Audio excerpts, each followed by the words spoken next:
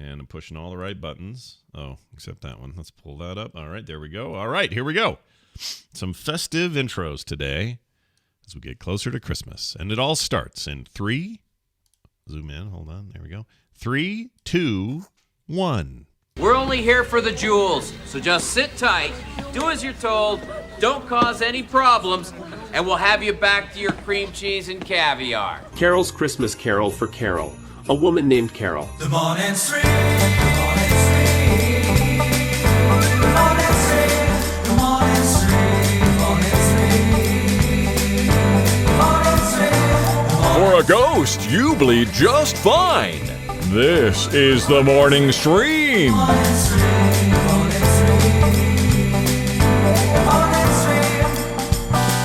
Good morning, everybody. Welcome back to TMS. It is the Morning Stream for December 22nd, 2020. A mere 3 days, 3 days before Christmas. I mean, technically 2 3/4 days. Yeah. Yeah. Is that right? Yeah, Friday's Christmas. I get this so mixed up in my head. Friday's Christmas. Because, Thursday's Christmas Eve. Yeah, we're doing stuff on Thursday. Right. We're seeing family on Thursday that we're trying to be really careful with. I wish I was seeing some family, but then I'm kind of glad I'm not. I don't know how to feel. What a dumb year. I'm very, I don't want to say on the fence. I mean, I'm kind of against this idea, but I know it needs to be done, and they're going to be very upset if we don't see them. So it's going to be a very quick trip. Yeah. Masks will be on the whole time. I'm really just seeing if I can find another bald man who wants to go in my place. I was just going to say. Because with the mask, it's like, it's really. Here's what you ought to do: wrap your face in duct tape, find a bald guy, wrap his head in duct tape. Okay. And then he has a sign that says, "I can't speak because of all this duct tape, but it's to be extra careful that none of us spread the Rona around. Anyway, it's great to see you all. Merry Christmas," or whatever. They'll never know it's not you. You're good. You don't have to talk. You don't have to hear a voice. Perfect. Yeah. Yes. The worst they could do is poke you with a pin, and you'd go, but that just sounds like you getting poked with a pin. Right, exactly. No big deal. Yeah, you totally got that. By the way, if you hear me cough a little bit today, that really did a number on me yesterday.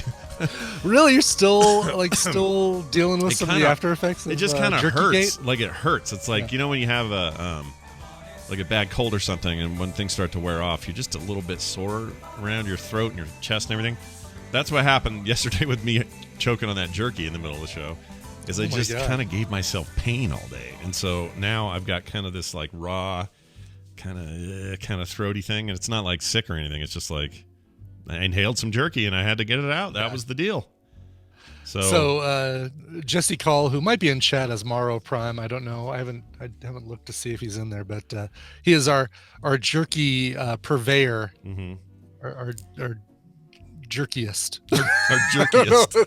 Jerkiest. But jerkist. Hopefully he does not feel bad. Oh, there he is. There's Morrow Prime right there. A little tears coming out of his eyes. Just hopefully he doesn't feel.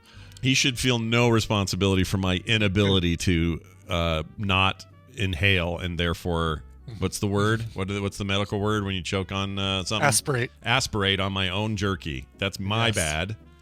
That was me. But it just goes to show, like, you always see, the stereotype people are in the chat, or people in a restaurant, suddenly have to have the Heimlich maneuver or whatever. It was just one of those deals. I just choked on it. Right. That's what happened. And there was nobody here to help me. I know. There's no Heimlich. Where is Heimlich when you need him? Yep. You guys should have seen it. There's no camera. Actually, there is footage of this. Now that I think about it, I can go check my security camera, because I have a camera in the garage. I went out in the garage because it was cold out there, and there was a big brand new water bottle, and I was like, you know what? I'm going to go out there and just hack away while you're down here keeping the chat room happy. So I went out there and just hacked and coughed and like freaking I didn't barf, but I just was gagging so hard, and did that probably all on camera. I could pull that off and share it with the world. Maybe I won't, but I could.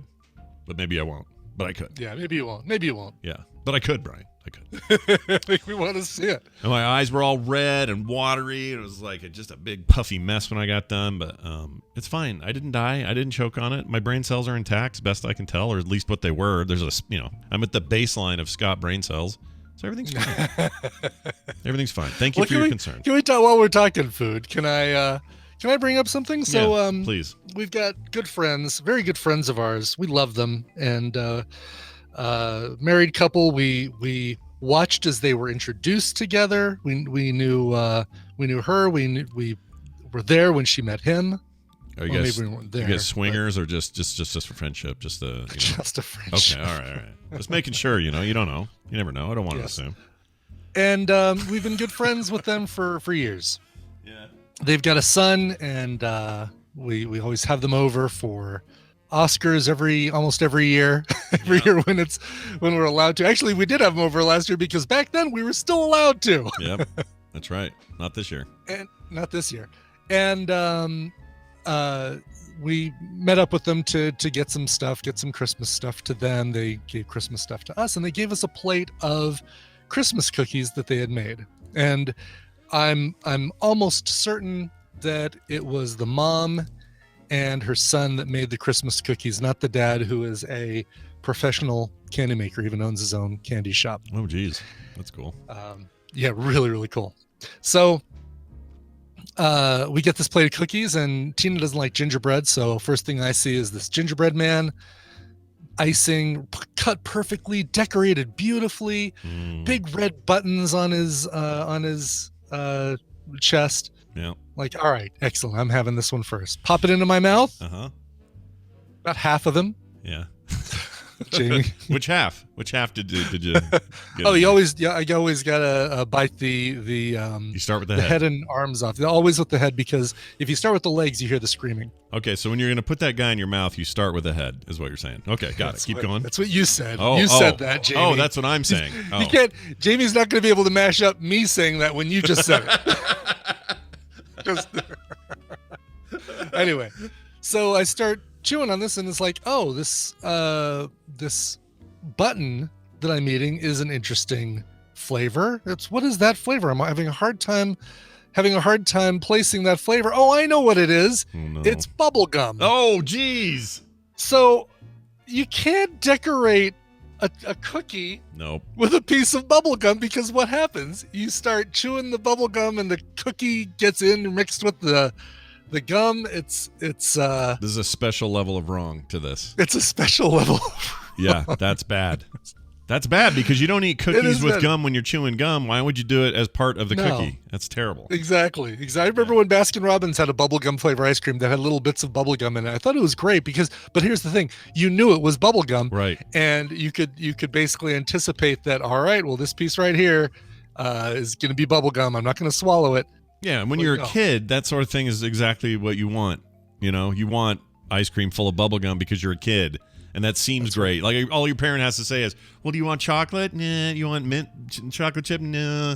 Well, what about this one full of bubble gum? Yeah! Yeah. No. M&M's, great. Make great gingerbread man buttons. Sure. I had another sugar cookie yesterday that came from the same batch, or same people, but different batch, obviously, because it was a sugar cookie. Yeah. Yellow or white frosting. I looked, as like, all right, it's not spherical, so I know it's not bubble gum. Yeah. Popped into my mouth. And it was a Skittle. Better than a gumball. But wow, do they make any muffins with like a Jolly Rancher in the middle or anything like that? Right? Yeah, Jawbreaker or something. Yeah. This is our banana bread. It's got Laffy Taffy in the bottom layer. Exactly. That's really weird. How about a nice piece of chocolate cake with hidden Tootsie Rolls throughout? That's really odd.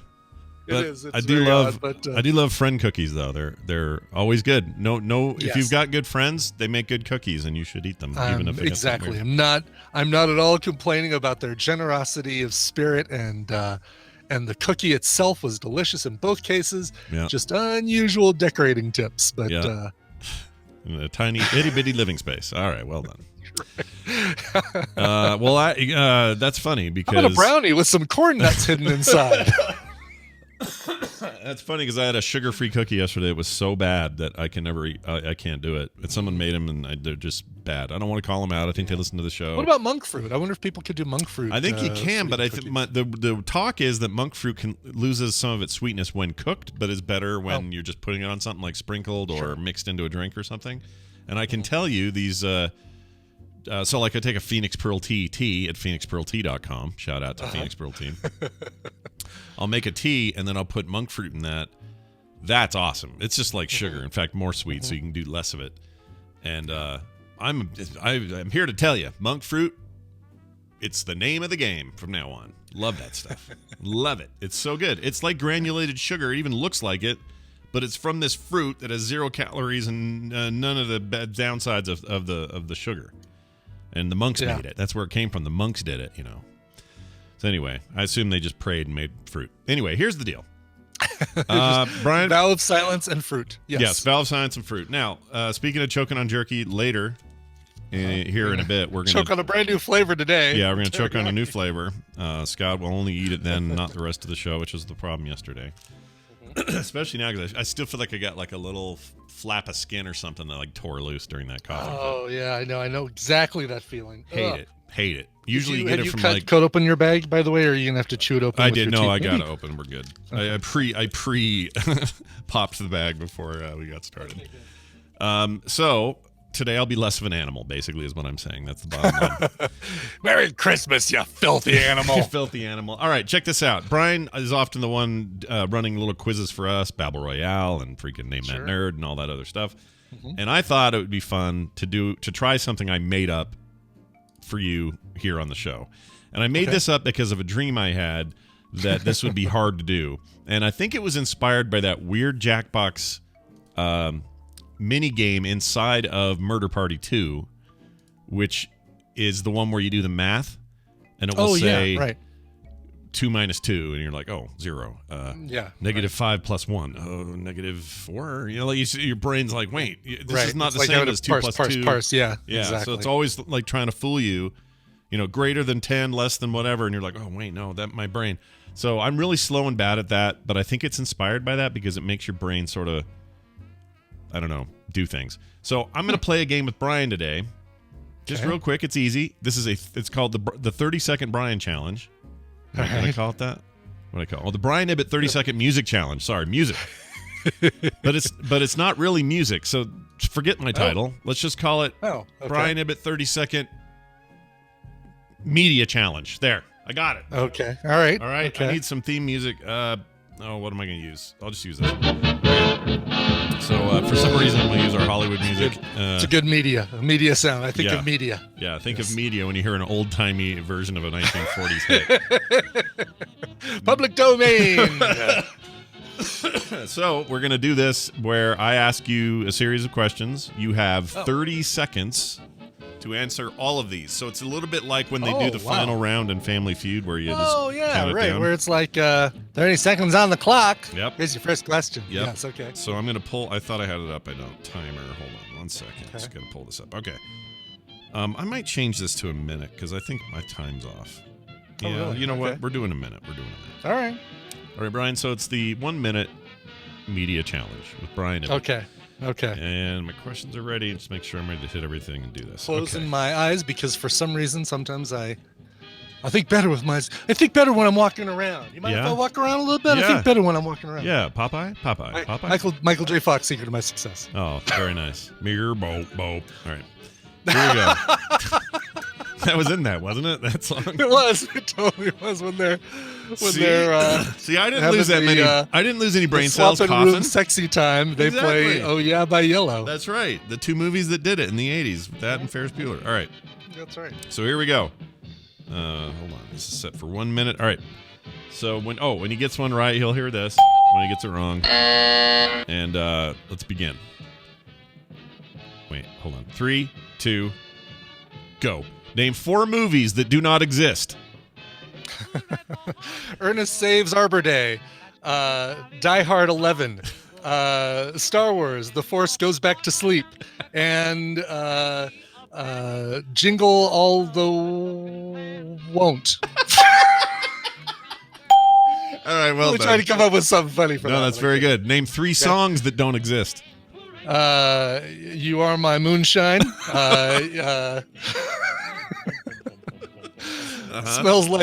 Smells like Teen Spit. Okay.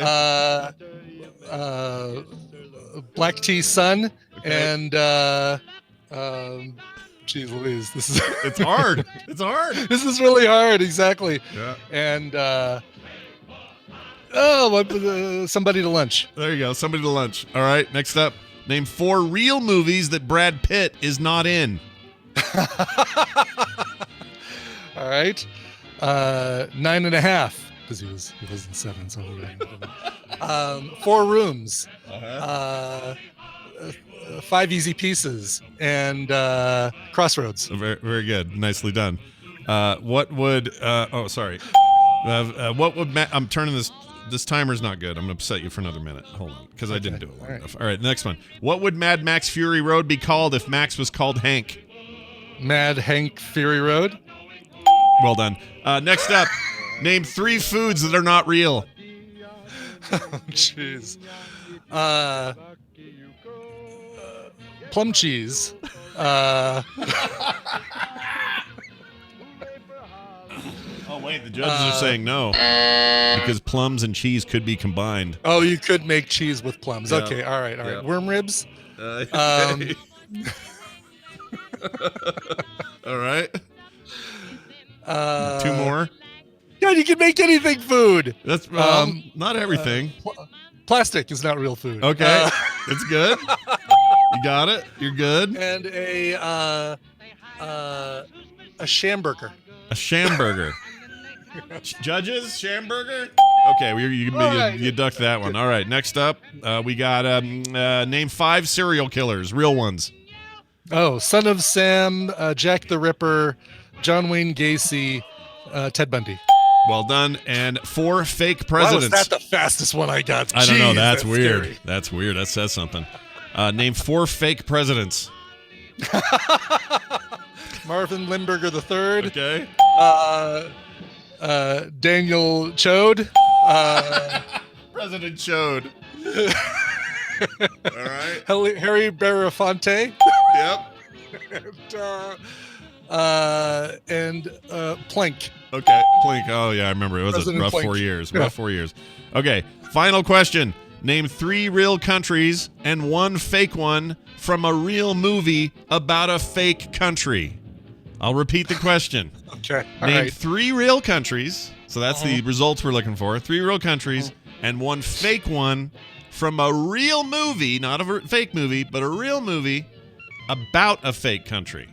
Sure. All right. Well, this is great because we just did the stupid Christmas Prince. So Aldovia, Got or it. as I like to call it, Albonia. Yep, well done. And then we've got Albania, Lithuania, Yeah. and Germany. You did it. Yeah, I can't believe you got that one right. That was meant to completely disrupt your soul, and it didn't do it. Well, if we wouldn't have seen Christmas Prince, what would I have come up? What would be my second movie that I would have come up with? Yeah, But, what's a good fake country outside of that? what's, 'Cause that's what where made me was think Coming of to it. America from? That was some fake. Oh, that was country. fake, yeah. McDowell's. Nope, that's where he worked. I don't remember. Wakanda. Wakanda. Wakanda's is that a country That's or a fake. yeah, I That's guess a it is fake country, right? It Isn't is that a fake country? Yeah. I mean, it's, we knew it was fake, but yeah. Welcome to Wakanda. Yeah, Wakanda forever. What else? There's other fake ones. I can't think of any. Zamunda. Oh, Zamunda is right. Coming to America, Zamunda. Zamunda and Gotham City. Nope, that's a city. It's a city. I can't think of any others. Where's Wonder Woman from?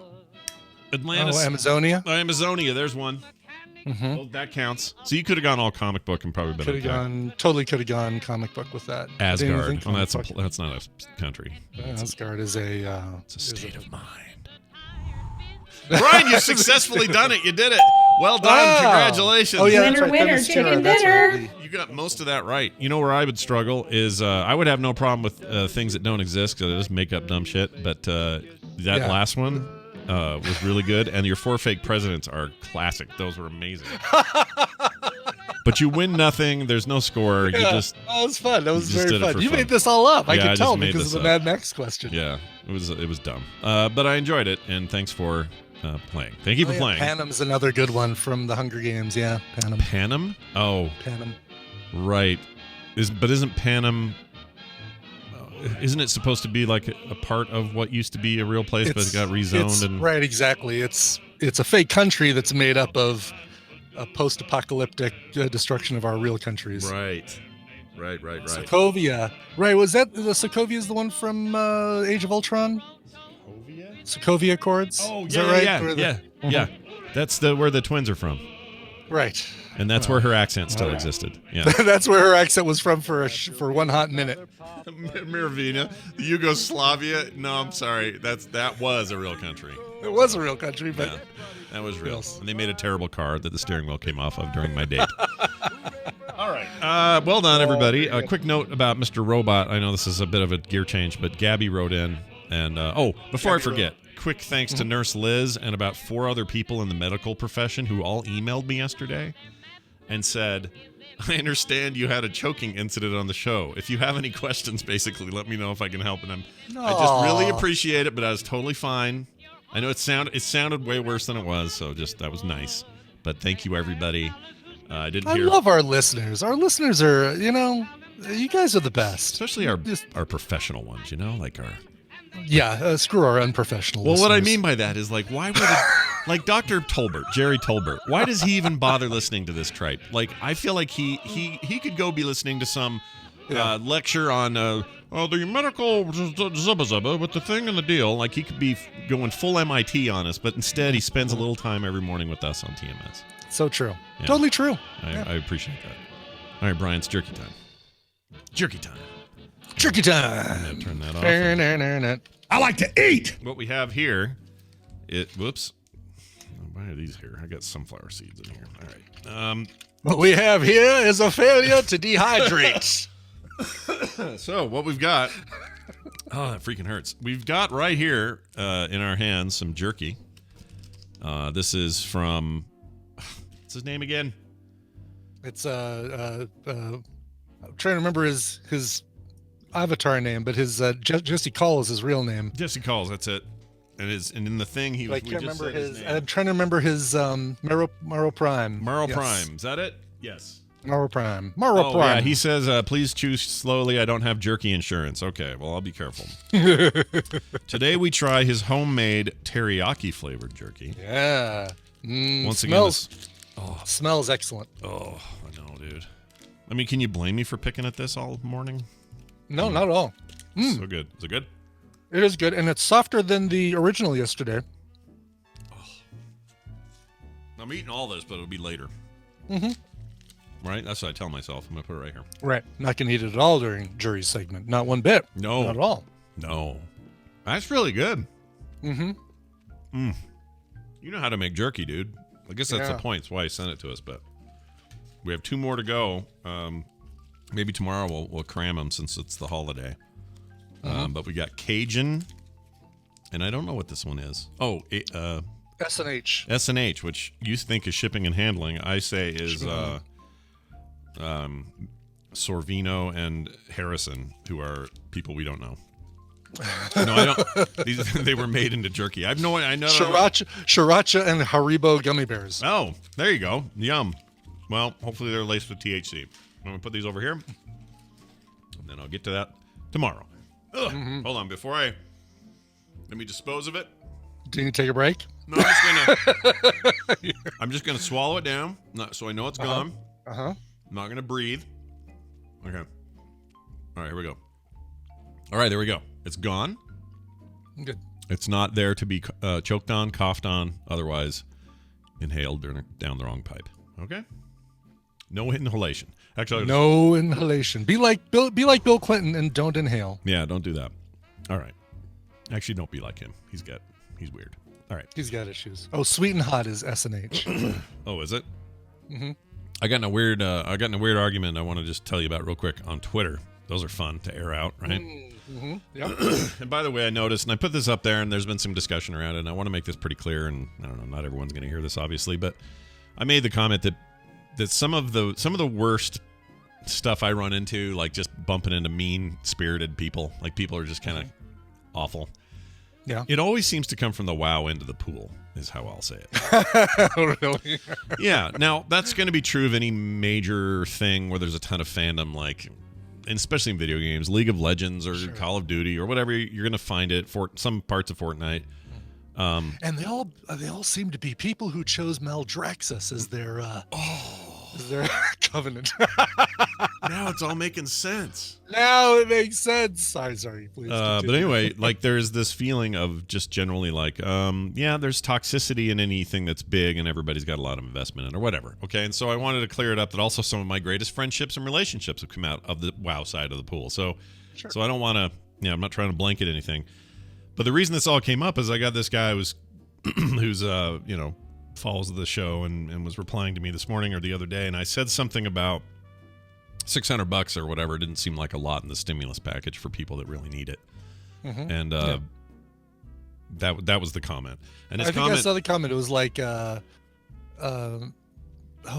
made some comparison that I thought was pretty apt. Oh, I said it's if there was ever, this is the most modern day let them eat cake that or something like that. Yes. Which it feels like that to me. It just feels like Congress is completely out of touch with people. And that is a nonpartisan statement, by the way, across the board. Right. So anyway, I say that, and then his reply to me was, end the lockdowns. And I said, now what I should have said was a little bit more than I said, but what I said in reply was, I think you have me confused with somebody else. What I should have said is, I think you have me confused with someone who has the power to end whatever lockdowns you're talking about. My point is, yelling that to me is like walking up to a stranger who says, oh, look, they've got grapes on sale, and then yelling to them, end world hunger! Or save the whales in their face or whatever. As if they are in any sort of position to do anything about what you're asking. And so that was my only point to him was like, why? I don't know why are you telling me that? Like, I don't know what you're saying to me. And then there was a lot of other discussion in and around it about there are no actual lockdowns. He realizes that, right? And they're all arguing with him. But I'm just like, why are you yelling at me to do a thing I have no power to do? Right, anyway, exactly. Then he got super toxic in another venue. Don't want to get into details. But I was like, I got to, probably mute you. And this is a bummer. And why do you got to be this way? And I'm just asking, why would you yell that at me when I'm, did you mean to yell at your governor or your local and state legislature? Like, who are you mad at? Or is there something that you're locking down that we don't know that you're locking down personally that he was trying to get across? He's not talking about like restaurants and things like that. He wants you to stop locking down your barbecue cover because he wants to sneak over in the middle of the night and unlock and use your barbecue. Right. I've got a seat cover on top of a car seat right now. Maybe he means that. Get that seat out. Let unlock your seat cover. Yes. Right. Well, there it is then. See? Anyway, it just bums me out, and I'm glad that we have a community that is predominantly not that, and so thanks to everybody who's not that. Okay. When you act nice, you attract nice people, and that's what we've done with the tadpole. Yeah, and I don't know why. People. I don't know why I let those people get under my skin, but I do, because part of it is me wanting to understand how two people just trying to live their lives have this one intersection where this is the interaction. I don't understand it. I never quite understand the psychology of it, because to me, I don't know where it came from. I don't know why he's saying it. I don't know why he's now digging down. Or what he's expecting you personally to do about anything. it. Like, his comment back to me was, oh, okay, coming from a guy who earns money as a cartoonist and podcaster. Okay, I get it. I'm like, wait a minute. What? Wait. Now I've caused a problem by... Well, I don't know if he's saying that... My job choice? Do you want me to draw our way out of lockdowns? Like, I don't know what you're saying. Coming up on the next Fred and Ken, Fred ends the lockdown. I mean, I'm not naive. I know what he's probably saying is like easy for you to feel like you aren't as in big a jeopardy as others are who are affected by having to cut staff. Exactly. And I agree. I'm not those people, and I agree it sucks, and I agree more empathy in their direction if that's his point. I don't think that's his point. I think his point was to poke the dog. Pot. Yeah, just yes. So quit doing that, everybody, and be nice. All right, it off. Moving on. Yeah. We're gonna do some news, and here it comes. Remember that? That'll take you back to. I do. That is such. I found that the other day and went, oh, I gotta. That's got to be one of our rotations. And I'm visualizing a diamond, like a multicolored diamond thing, spinning around and slowing down, and the logo's in the middle of the diamond. I think so too. It was PBS, I think. And it may have changed a few times, but I'm pretty sure it was PBS that did it. And I also remember something rotating. The one I saw was like early 70s and was just pink, blue, and white PBS. But I know there are other versions of it. But man, that sound is so synonymous with me just hunkering down for some Sesame Street or whatever. Just can't replicate it in my head. Anyway, hey, that today's news brought by that song is brought to you by Brought to you by America's Next Top Podcaster. Hey, are you the world's best podcaster? Are you a perfect podcaster? Chances are no. You could use to learn a few things. We all could use to learn a few things. I could use to learn a few things. Sure. And the best way to do that is to be subject to the criticisms and reviews of folks like Jenny Josephson and Justin Robert Young and TMS's very own Scott Johnson. Be a contestant is what I'm trying to tell you on America's Next Top Podcaster by going to americasnexttoppodcaster.com. Sign up today. Yeah, go check it out, you guys. We begin the season in January. Woo! 2021 just got more exciting. That's right. All right. Let's talk news here. We got this story about a U.S. judge who has declared that parents owe their son over his trashed porn collection. Oh, I remember this. I think we talked about how this guy was taking his parents to court for it, right? Yeah, and the judge has now ruled in their favor, or in his favor, saying that his parents owe him. A U.S. judge in Michigan has ruled that a 42-year-old man can seek compensation from his parents for destroying his pornography collection, which was apparently vast. David Working. I'm just saying that's a terrible. It's not a great name. Sure, Working. Yeah, Working. It's spelled like jerking without the J. That's what's funny. Werking, who was living with his parents following a divorce, sued them over the items which he claims were worth over $25,000 U.S. That's a lot of. Wait, how can that porn be worth that? It must be vintage and stuff. There's right? probably vintage, or there's probably just a lot of it. Amazing that he got a divorce, this guy. Yeah, I can't imagine. Yeah. You know, I mean, I don't want to cast aspersions. Don't go into that room right there. That is my room. That is my domain. That is where the doorknob's a little sticky, but don't go in there. That is where I keep my pornography. His parents argued that they told Mr. Working to not bring the items home. The judge said that even as landlords, Mr. Working's parents had no right to dispose of the items owned by their son. Mr. Working/Jerking had lived with his parents in Grand Haven, Michigan for 10 months after his divorce, but moved out in August 2017. He now lives in the great state of Indiana. Is Mr. Working hard or hardly working?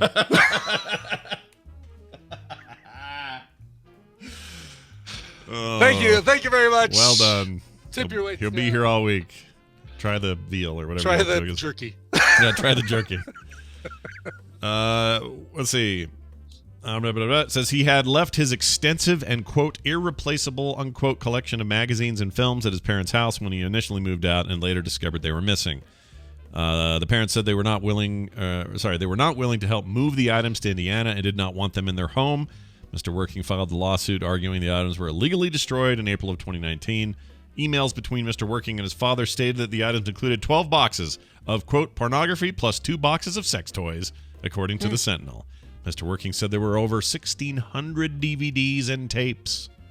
Good Lord. Yeah. Go digital, dude. You could probably put it all on a little hard drive the size of a cigarette box. Yep. But here's what's funny. Won't help you with the sex toys. And how do you need 2 boxes of sex toys? Good Lord. Dude, I know this guy. This guy is, yeah, I mean, I'm just saying. You may How big is a fleshlight these days, people? You may want to go get, I don't know. He may need to talk to someone. Anyway, it says there are things that begin with the word pocket.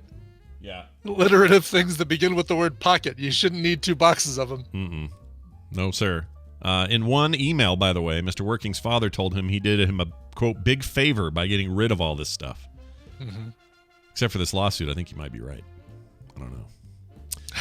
Well, good luck to Mr. Porn Freak, and don't move here. All right, moving on. Can we start a GoFundMe for the parents? I'm fine with that. Like, I'd like to donate. I know. Okay, so put yourself in their boat. If you are these parents and your son is, we don't know the whole story, but let's just let's make some assumptions here. The divorce was It weird. feels like there's some pretty easy assumptions to make. Yeah, he's living with you at 42. He's One arm stronger than the other. Yeah. Uh, He looks like somebody from that Over the Top movie where their one arm's huge. right. Yes. Exactly. Yeah. Oh my gosh. That's really funny. Yeah, good luck to them. Yeah. Exactly. But Criminy. if you want some cooked chicken, maybe go to Florida. Here's what happened. At least 240,000 chickens were killed in a Florida fire. Oh no! I call that a barbecue. That's a big barbecue. At least 240,000 chickens were killed when a fire swept through two densely packed barns in Florida, owned by one of the nation's largest distributor of shell eggs. That's a lot of chickens in two barns. No kidding. I mean, what they mean by barn? Let's see. I mean, I've seen those long, almost like the length of greenhouses, those really long rooms where they keep chickens, but geez. Got to be something like that. So I'm just picturing a barn. I'm sure that's not it. I mean, I feel like the fire probably put them out of their misery. They were probably having just a horrible, cramped. Yep. You will life. sit next to each other. You will poo and pee here, and you will lay eggs all day for our benefit. That's what Right. they were told, and now they're dead. That's what they were told. Yes. The fire was reported at around 1 a.m. on Tuesday by farmhands at the Cal-Maine Foods facility in Dade County, Florida. Sean Whited? How would you say that? Not Whitehead. Sean. Whited? Sorry. Oh, Whited. Yeah, I'd say Whited. Whited. Operations Whited. Division Chief of the Pasco County Fire Rescue said in an interview, didn't matter, I didn't even need to say the guy's name, but I said it anyway. Anyway, I don't know why I did that. Both barns were destroyed, housed two large coops. Each of one had been filled with more than 60,000 young hens, known as pullets. I didn't know that. You ever heard of that? I have, yes. I've never heard of that. A pullet. Yeah. Can you order that? Can I go to Chick-fil-A and say, can I have a pullet nugget? Not to Chick-fil-A, but you could go to a butcher shop. Oh, they would know, wouldn't they? Yeah, they would totally know. Hopefully it's not Ed Bloomquist there. And they say, right, they'll say, I'd like 2 chickens, that one there and that one there. And they'll say, okay, take your cock and pull it and get out of here. Old joke. No, yes, but appropriate for our times. Certainly appropriate for this story. Yeah. It said here they had not started to lay eggs yet. The farm is in a rural part of the county. So we had to bring in tanker trucks. He said the cause of the fire was under investigation by the fire marshal in the state there. And they said that the financial losses have been estimated to be about $1 million. The farm, one of dozens of facilities in Cal-Maine Foods based in Jackson, Mississippi, operates across the country, has 4 barns altogether. So, yeah, that's a lot of chickens. You can't eat them in this form when they're burned like that. So it's just a loss of chickens. That is not a Christmas miracle. A lot of chicken. Yeah, no more chickens. My daughter says, proof again that why I'm a vegetarian. And I said, okay, that's great. Yeah, well, hard to argue with this story. Yeah. Yeah. I mean, they're raised so poorly, right? Like, we've known this for a long time. And even when they say free range, the rules are like, if they get 2 more inches or some space. I don't know what it is for free range. I shouldn't say that, but I don't know what it is. But it's still not great. Like what we do, we need to hurry up and get good at the lab grown bit and just figure out a way to take the chicken cells, which we've done recently. Chicken is not hurt. He just has some cells extracted. You take it to the lab and you make a bunch of nuggets out of it. Those are going to start selling soon in different markets. If that stuff's good and tastes like proper chicken, I have no problem getting rid of let's quit slaughtering chickens. Let's just eat chicken that way. Totally. I'm okay. Impossible chicken. Make some impossible chicken. Yes. By the way, Luke Skywalker gave me crap. He says you went a long way for that joke. We do that all the time, earlier. Luke. All the time. You know what though? I just crossed the road for that one. That's all. That's how.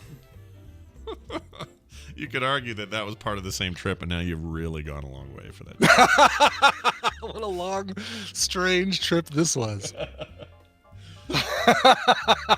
Luke, what it tells you is we are willing to go as far as it takes. That's what we do. Exactly. Yes. And we're willing to just take those extra steps so you don't have to there, bud. Here's a fun story about the PlayStation 5. Everyone's still trying to get a hold of one. That and Xbox Series X's are impossible to get right now. Yeah, I've been keeping an eye out. I'm not actively searching, but I'm keeping an eye out. If I see one, PS5, I'll buy it. I feel bad that it's been that hard for both consoles. Nobody can get them right now. I know. And this would be It's going to be a sad Christmas for people. Yeah. Some kids That's are gonna all. wake up. That's all Pete Davidson as Eminem wanted for Christmas, and I don't think he got one. Oh, is that all he wanted? Oh, I heard. Yeah. Do you hear this about Pete Davidson? He's going to have all his tattoos removed, starting with his face or hands or something, and then work his way. He's going to remove them all. He doesn't have any face tattoos. He does have. I don't know if he even has a neck tattoo. I can't remember. Hold on. But he does have. I'm sure he's got an Ariana Grande tattoo on there somewhere. A Kate Beckinsale tattoo. I don't know. He might be having a bad week because she just got engaged. Maybe you heard. Yes. Yeah. Yeah. So Pete Davidson tattoos. Okay, so I think if he didn't realize it was over then I think he should have realized it was over. But he had Kate Beckinsale to help him get over Ariana Grande. I mean, I don't know how he does that. Oh, here it is. Pete Davidson reportedly removing all of his tattoos, according to U.S. Weekly, Entertainment Tonight, Teen Vogue, and Just Jared, whatever that is. It says if you're he has 100 tattoos and he's going to get them all removed. All right, well, that seems like a waste of time and money, but go for it. I mean, maybe a waste of time to get 100 tattoos in the first place. Well, that's what I mean. Like, why do it and then take them all off? And then decide exactly. And it's really painful. It's super painful, man. You know, it was really cool. So we watched the 2 episodes of the holiday movies that made us, which are great. And I might have saved that. Might have been smart for me to save that for recommendals tomorrow because I'm not sure what else I'm going to use. So you might hear about this again tomorrow. All right. But for Nightmare Before Christmas, they interview Danny Elfman. And Danny Elfman's got this wicked, really cool looking sleeve. The only tattoo you see on Danny Elfman is this sleeve. He's got a short sleeve shirt and you see it coming out of his arm. It's really cool looking. But, what is it? It's a Jack I don't know why he Skellington? just didn't seem like a it looks like some sort of it's a very abstract design kind of thing, which is what I would expect. It's not like a picture of a bikini woman with an anchor underneath that says mom or something like that. It's like a They should have gotten they should have got one called let's see. But I totally want to tour Danny Elfman's house. You see this background stuff? He's got those glass bulbs that are covering some sort of item on a pedestal that looks like a skeleton of something or a. Oh yeah, no, this is the house that tour just his house. This just sold. That's so funny you brought this up. L.A. Times yesterday. Danny Elfman and Bridget Fonda sell Hancock Park haunt for $8.7 million. So that crazy house you're talking about just got sold.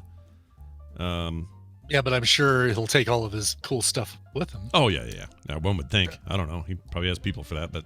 That is crazy timing, though. Yeah, look at that living room. Is that amazing? That's a much more normal living room than I would have expected for Danny Elfman. Yeah, it's pretty gothic, though. You know, like it is like the hanging, the ceiling that hangs stuff on the ceiling, and that I like that huge kind of painting. stuff. 8.75 Oh, that's a million. big movie room. Oh, that's cool. Right? It converts into a movie room, but it's also like a general hangout room. Yeah, that's cool. And he does have a couple of those weird things under glass on that front table. Yep. It's 100 years old. 8 bathrooms. Creepy doll heads is what's under there. That's strange. 6 bedrooms, 8 bathrooms. That's weird. I love it. You have some musicians over to jam with. You want them all to be able to go to the bathroom at the same time. I didn't know Bridget Fonda and him were married or together. Yeah. Isn't that crazy? That is crazy. That's She's weird. no longer a single white female. No. She's doing. Oh man, that movie really disturbed me back in the day. We even need to watch it for film sake. Yeah, we probably should. But he or she remind. The only thing I ever think of her is in Jackie Brown and her and Robert De Niro's little scene together, and it grosses me out because Robert De Niro is really old in that. Anyway, so there's your story about Danny Elfman, which was not what I was going to do. Oh, here we go. So this guy, he's a Space Force soldier. Okay, he was supposed to be. He got demoted because he skipped training in order to get a PS5. So it's part of this new Space Force Guardians thing or whatever. I'm guessing he didn't miss a thing. He probably didn't. Today we're going to be covering what you do if you see an alien. Where's Williams? Where is he? In the PS5, He's out getting the PS5, sir. Yeah, he's a Guardians now. They're not. Yeah, they're not Space messing Force around. soldiers. They're like Destiny 2 characters now. Guardians of the Atmosphere. There you have it. We made this up ourselves. Look at this logo. We swear we didn't rip it off from Star Trek. It's Totally all not good. Star Trek. Yeah, totally. Soldier in the United States Army in the controversial Space Force has been demoted for ditching drills in order to acquire his PS5. Remember the USSF? We don't have to. It's the whole Trump backed space branch program thing, whatever. This time, it's because a member of the force turned up 30 minutes late for a fitness lesson after he was apparently out scouring nearby targets to search for a PlayStation 5 console. Airman First Class. He was just analyzing the targets. He was trying to hit He was trying to hit as many targets as possible. Yep, you're right. That's training right there. Look at the drop. So military folk will understand this, but he was demoted from Airman First Class to Senior Airman. Thanks to the transgression, he was contacted by a superior and told to get to class, to which he simply replied in a text, YOLO, PS5, greater than letters of discipline, unquote. Oh, not cool. Wow, and he only got demoted to Senior Airman and not toilet work or something? Like, kick him out, man. This is weird. YOLO. YOLO, Commander. Let's see. It was a fitness training. Cyberbacon says, nope, other way around. What do you mean? The demotion? The article says he was demoted to Senior Airman. Oh, Cyberbacon. Yeah. Airman First Class, he was demoted from Senior Airman. Okay. Well, here's, in your defense, the article says, who was promptly demoted from Senior Airman thanks to the transgression. That's a terrible, terrible paragraph. Right. It has to and from before the word Senior Airman, so... Yeah. So I don't think I think the writer was like, I know it's either to or from. I'm going to leave that and fix it before this gets published. Oops, forgot to fix it before it got published. Yep. Now check out this letter. You were late to work and insinuated to your supervisor that buying a PlayStation was more important to you than the first disciplinary consequences of your action. I don't know why I put the word first in there. The word isn't there. States the letter, which was posted on the Air Force AMN NCO Facebook page on Tuesday. Here we go. It says, your actions are an extreme deviation from the professionalism expected of you as a member of the armed forces, unquote. Signed, Michael Pence. Michael Pence, King of Space. All right. Space Force Master and Commander. We are going to take a break. When we come back, we'll have Justin and kind of look at the state of things, see what's going on out there in the world. When that happens, you'll know it because he'll be here. Before all of that, though, a song break. Brian? Yes. Oh, I don't think we've ever played like Nordic electro folk music. I don't think we've ever delved into that realm for India in the Middle, but we're doing it today. There's kind of like a little bit of a, I don't know, like a Sarah Brightman, Enya last song, Annie Lennox song, last song of Lord of the Rings kind of feel to this that I really, really like. And it feels appropriate for a couple days before Christmas, to be honest. Yeah. This is a brand new single by, what's her name? Myrkur, Myrkur. I'll believe you. Myrkur. It's a single. It's a reimagining of a song by the great Harold Foss. Tells the tale of the Grand Prince Yaroslav of Novgorod and his daughter Elisa of Kiev. Wow. Of course it does. I mean, you would have figured that out listening to it anyway. You don't need me to tell you. Yeah, that old story. Song, jeez. The brand new song is called "Drowning Elisiv." Best if you just find a link somewhere. There'll be a link on coverville.com/TMS because Iceworm takes care of all that. There you go. That's exactly where you'll find it. Yep. Anyway, here's Myrkur and Drowning Elisiv, and enjoy. If you don't return, you turn into 3 ghosts of Christmas. I can't be 3. I only have 1 clothes. Beef meat.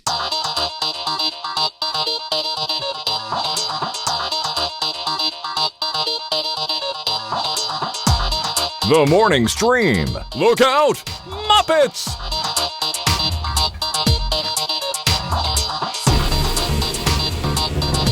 All right, everybody, welcome back to the program. The program. We have returned to Earth. Let's see. We're gonna get, you know him, you love him, Justin, in here on the show. The jury will now enter. Yeah, the jury will enter.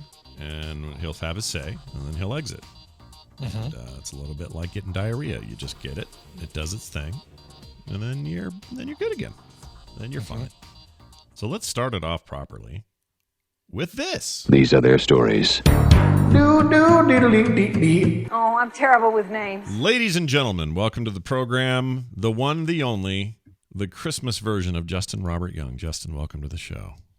Oh, hi, friends. Hello. How are you? I'm Hello. fine. Are you well is the question. How are you?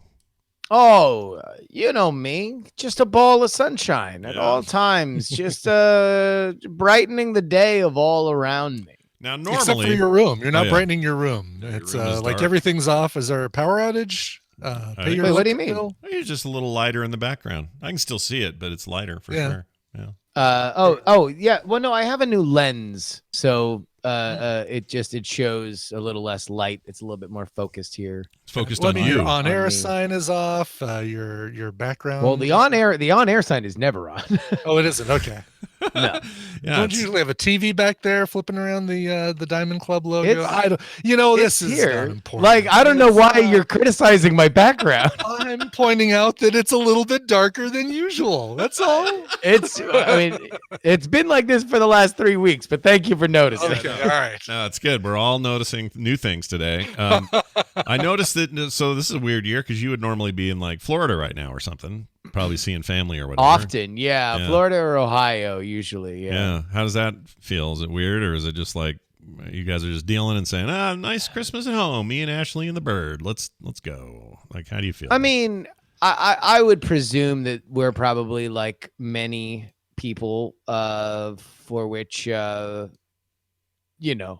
this is yet the latest indignity that 2020 has foisted upon us. So at the very least, we have practice, having gone through Thanksgiving and hell, this was supposed to be like an insane travel year for me. Yeah. I was supposed to be all over the country randomly at last minute times going, just trying to make the podcast as exciting as possible. And obviously that didn't happen because of the pandemic. And so here we are. Here we are. We're gonna make the best of it. To be totally honest, it wasn't until like 48 hours ago that I really processed that this was Christmas week. Yeah, same. My wife just last night Doesn't was feel telling me the same thing. Right. Yeah, it doesn't feel right. It feels weird. So we're going to try, like, from today until the weekend. The goal here is we're cranking the Christmas music because it's kind of not been on. We're going to like get the lights on as much as possible all the time. We're going to hope for snow. Like, we're just going to go, I'll push on all those stereotype directions of Christmas Yuletide fun as best we can, because up till now it just hasn't felt like it at all, and we need it. So that's what we're going to do. And are you done with your present shopping and everything? Like, Yeah, has that been all wrapped? Yeah, we're good with that stuff. Like, a lot of the stuff was done forever ago because Kim plans way ahead and never waits You the say, last how much minute. does Kim do versus how much do you do? Like, an enormous amount compared to me. Are you kidding? It's like not even close. Yeah, like she's on top of it. So anything that we are doing for like her parents or my Wendy's family in Minnesota or any of this kind of stuff, all that's headed by Kim. She knows what they want or need or could use, and B knows to do it way in advance so that we're not waiting for Amazon when UPS can't ship straight or whatever. Like, she's got it all taken care of and done. The only stuff I had to worry about was her and a couple little things for the kids that are specific for me. But for the most part, it's a team effort. And by team, I mean Kim does it, and I'm happy to be there. 90% Kim, 2% Scott. Yeah. Yes. That's kind of what it is in this house too. Yeah. And I'm okay with it because what's worked out so far. Thank you for doing that, Jury. It's I wouldn't be able to concentrate for the next segment. Yeah, he was struggling, clearly. Wait, hold on. Yeah, I'm turning on my background. So yeah, I know. You got to get the Vizio. I see like the Let's Matrix go or to, something. There we go. Oh, Okay. there we go. Oh, look, advertising. yeah. Advertising. All right. So speaking of politics, first of all, two things. One, last week you aired an episode of PX3 that featured an interview with some yoho named Scott Johnson, and it was Yeah, you made your politics debut, and I would say to rave reviews. I've gotten nothing but glowing praise that this was the best interview that we've ever had on the show. It was people absolutely loved it, and I thought it was great. I mean, I think anybody who likes or hates this segment really should listen to it, because I think it was not only a great look into kind of our dynamic, but also just a meditation on politics and what politics means to different people. And I think what we kind of honed in on was, I think, something that was really interesting in terms of how you look at the political world and how personal it is. Yeah, I think so too. Also, just I should state this for the record. For some reason, I'll do interviews here and there, just whatever people want to have me on their shows or whatever stuff. You know, I've been on various things for a long time. Justin has a way on this segment and otherwise, but you have this weird way of getting me to say stuff I normally wouldn't say.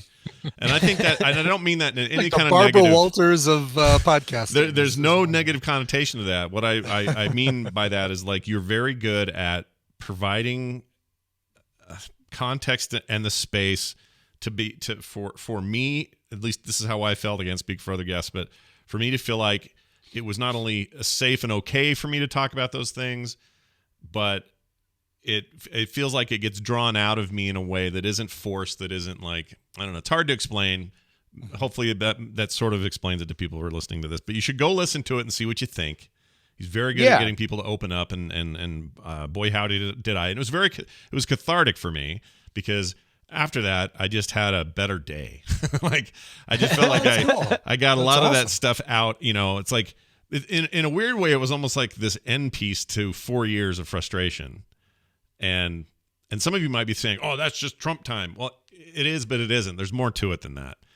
I think, because we got into a lot of you know, and I'm not a therapist or somebody that has any kind of training in this. In many ways, for most of the things that I do, I'm just kind of Brian Fellows. Like, I'm just a man who loves animals and has a great school education. But I do think that what we went through over the past 4 years, culturally, we've never gone through before. Mm-hmm. And I don't mean that in the reasons why we were angry. Like, if you ask people, why are people angry? And then they yell and scream about something that just happened, or a person that is very famous or in power, or a decision that they made. And that can be it. But also, there is, the more you actually talk to people and the more you see, like, well, why was this a specific issue? Why did this become something beyond what we have normally seen in the past? And I think you tend to find that these sort of reactions come from sort of primal places, and unpacking that is important. It's important if we want to evolve. It's important if we want to move on, because I think that you've even seen over the past, couple weeks, that there has been sort of a lessening of the tension. Yeah. And there has been an element of like, okay, well, is this an exhalation of insustainability, that we can't be this keyed up for this long? Yeah. Now, in some ways, it's impressive how long we did do it. Like, how long we stayed keyed up. Well, I'm not saying it's over. I'm not saying we're not going to see some keyed up moments, but I have noticed a considerable, tangible drop in on my social feeds, where that stuff is normally, bubbling up all the time from all sorts of people. I've noticed a simmering down. Have you seen that? Yeah. Like, you feel like you're seeing that as well, where it's just like, okay. Oh, I think so. Yeah. I think we have. And part of me wonders whether or not it would have happened if the election had gone the other way. I almost feel like there was, again, a primal element of, well, what does this mean? What Yeah. does any of this mean? Right. Like how do we process this? If screaming and yelling all the time didn't get us what we wanted, then what now? Now, obviously, there was a very angry side in opposition to Donald Trump. Donald Trump, no matter how many Friday night brainstorming sessions he has in the Oval Office, will no longer be the president in January. But I do wonder. I think that there might have just been a cyclical element to this. Yeah, I think so too. And I don't know. I just found it to be a good opportunity to lay some of that stuff out and bookend my own experience in a way. Again, it's not like, we're not done with this idea. It's one of the things I kind of came to the conclusion of, and why I think the interview was cathartic for me is I am finally acknowledging that this push and pull, this back and forth, this part of the reality is always sort of been there. And I had always just been better at being sort of ignorant of it and not giving it time of day as much because I didn't think it affected me very much. Like, when I was, let's say, a little kid, how worked up was I about the energy shortage and everyone hating on Carter and I wasn't at all. I didn't have no impact on me at all. It's like looking at little Van over here at the house and saying, Van, how do you feel about the rise of the alt-right in our modern society? He doesn't know. He doesn't know any of that. And why would he? And why should he? Right? So the older you get, the more keyed into it you get. And I wasn't really acknowledging that. Like I wasn't, to me, it all felt like I was ramping up into such new territory. But it turns out that territory is super well-worn territory. And it's easy to get lulled into this idea that this is remarkable in the macro, and it really isn't. Now, it might be remarkable in some unique, smaller ways, some certain Trumpian ways and some certain sort of modern cultural ways, sure. But it's always been there, and in many times it's been worse, and there have been moments in this country's history where this stuff has been just right on the boiler. But during my lifetime, I was just kind of like, freaking Clinton, you're an ass, and why'd you do that? And okay, moving on. I got stuff to do, right? Something about this time, these last 4 years, this stage of my life made it all way too intense. And that made for a really weird 4 years for me. So anyway, long story short, having started that feels good now to be here. What is great about that interview, if I might toot our own horn just a bit, is that we kind of get into what politics is a catch-all. And it means different things to different people. Mm-hmm. It means different things to me than it means to people that are listening to me. This often leads to people getting very angry at me and calling me names sometimes in the chat room. And I don't begrudge anybody that, because at the end of the day, we're all referring to different emotions and different motivations by one word. And I think that that's a recipe for talking past each other. It's a recipe for quick condemnation. It's a recipe for us being able to feel secure in our divisions. And that's fine. Part of politics is dividing and seeing, let's get all my people on this side and your people on that side, and let's see who wins. It is inherently a competition. But I think in terms of how it affects our culture and where our own humanity goes and comes from it, it is something that we do need to pay attention to. And part of what we got into in that PX3 interview was what it means to you, and that there is a moral compunction to it. There is a leader, a great man element to it, and we get into the roots of that. And it was I think I found it cathartic as well, to be honest with you. I thought that going through it and talking about oh, okay, well, if this is what it means, then of course you're going to react like that. And I think that that's something that we hopefully, as we evolve and we continue to understand each other, and we realize that in a world of infinite communication, we can use it to be empathetic as well as marking our differences,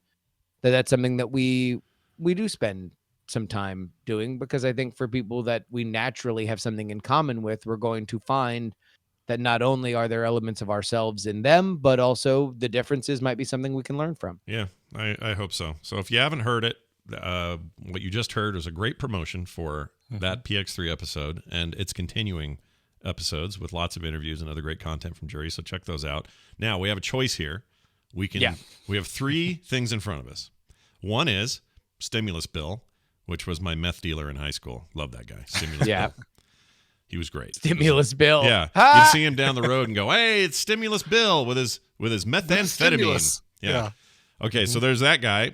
We could talk about that, or we could talk about just kind of where we're at in terms of transition, or political, that is, and presidential, or the third thing, which is possibly we'd have to tell people in the chat to maybe skip the rest of the interview. I don't know whether they want to stick around or not, but we want to talk about why you, of all human beings on this planet, didn't like the end of The Mandalorian. Oh, which is why I've only heard this third hand. I've only heard this. Who even said that? Someone online said, "Oh, you should talk to Jury about his. He hated it." So a whole bunch. Not a whole bunch. Why people would even think that? 2 or 3 people have said Justin really disliked how that show ended, and Brian and I are both pretty united on how much we loved it. Yeah, it's very silly. So you get to choose. We got these 3 fruits hanging. You grab one of those fruits. All low hanging. All low hanging. Yep. And, all right. Well, how about we do rapid fire on the politics, and then we can get into Mando. If you okay. Okay. So let me ask you this question: $600. Everyone thinks that's too low and an embarrassment and weird, and also them sneaking in legislation about people playing any kind of music or anything that might be even considered copyright, like say film sack clips of a movie you watch for film sack could get you into jail for a second offense, so up to 10 years. How do you feel about all that? Okay, so 600 is certainly not as much as I think a lot of people would like. I think that the larger problem is not necessarily that we get $600 in December, but rather that there was probably not another $600 or another $1,200 or another $600 in between March and now. Yeah. I don't think that this particularly is the worst thing. It is certainly not quite as much. I mean, it speaks to the inattentive nature of Congress. The fact that there is nothing that has gotten done is whatever it is. The fact that there was at least some direct money that went to people, I think, is encouraging on at least the level that it did happen. But we were backed up against the wall. The fact that we didn't pressure Congress all through the summer, that we were so focused on the presidential election, is something that Nancy Pelosi looked at as a way that she could hide behind, and she did. And then we got $600, and so that's what it is. In terms of that copyright thing, I would like to wait and see on what that is. Government tends to try to solve the technological problems that happened 10 years ago with legislation today. Yeah. So when everybody who is very online and plugged in, and we're looking to graft this on top of modern streaming issues, and you're saying like, oh, well, if I play a clip on FilmSack on Twitch, Twitch has already tightened up their DMCA copyright. Now this is going to put me in jail from a felony. I don't know. And granted, I don't know. My suspicion is that at least what I have read of that law is more targeted to like link restreaming sites from that were popular. They're still around, right? Like Pirate Bay kind of thing, or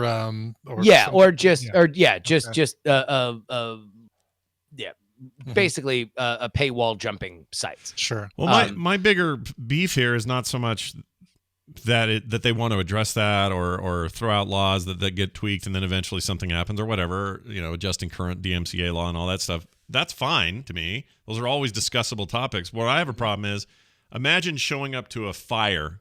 The house is burning. There's 3 people in there that we got to get out of. They're going to die. A couple of people have smoke inhalation to the point that they may die also.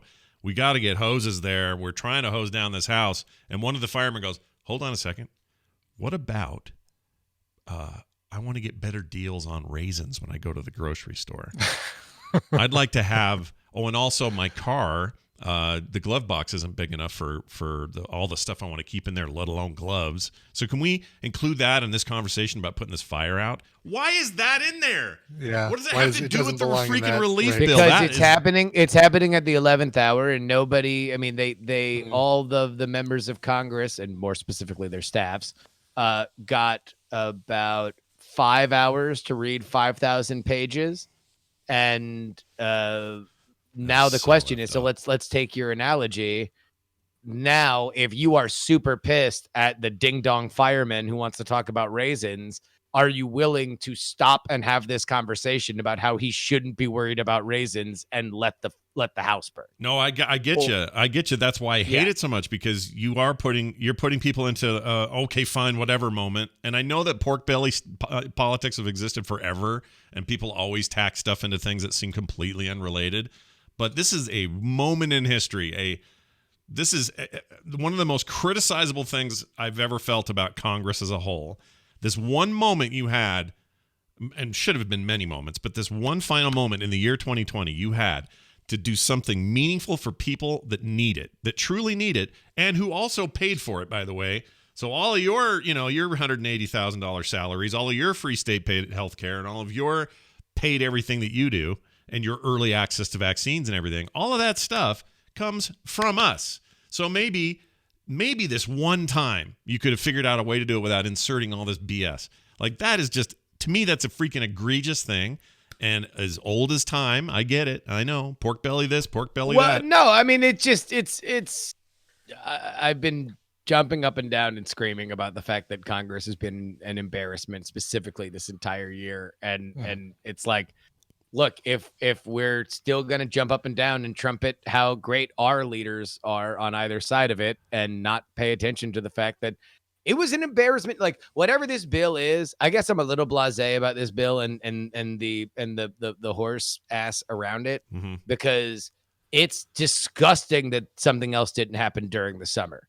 It was unconscionable that they didn't get money and relief to schools before they opened up in the fall. It was horrifying that in an election year, when if there was ever a time for us to show that there could be bipartisan workings, that they did not do anything before November 3rd. And then it is just like absolute disgust that I have for the idea that they waited until the absolute 11th hour and then, of course, stapled on all the other garbage that they have. I mean, I will say part of this is not just the COVID spending bill, just to be clear. Right. The COVID relief bill went in as part of the budget. Right. So this is a lot of the stuff that people are pointing at.